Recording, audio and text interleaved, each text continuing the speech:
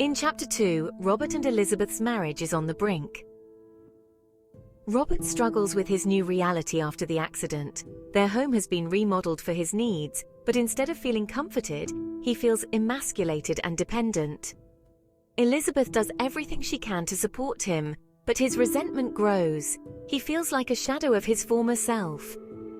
The frustration begins to consume him, leaving Elizabeth on the outside, looking in.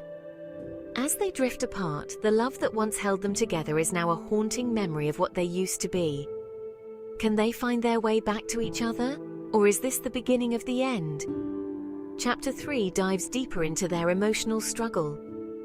Elizabeth tries to keep things normal, but Robert's self-loathing only grows.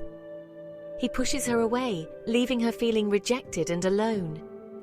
In his desperation to feel like a man again, Robert begins fantasizing about someone else. Meanwhile, Elizabeth is left to grapple with her loneliness. She craves the intimacy they once had, but the growing emotional gap seems insurmountable. With every passing day, their silence speaks louder than words. Time is slipping away. Will they confront their feelings before it's too late? Chapter 4 brings a shocking turn. Desperate and lost, Robert meets his friends to escape the suffocating tension at home. They suggest something drastic, an open marriage, or even letting Elizabeth have a child with another man. It's a shocking idea, but in his despair, Robert begins to see it as a possible solution. Meanwhile, Elizabeth finds solace with her friend Michelle. She pours out her heart, revealing the cracks in their marriage.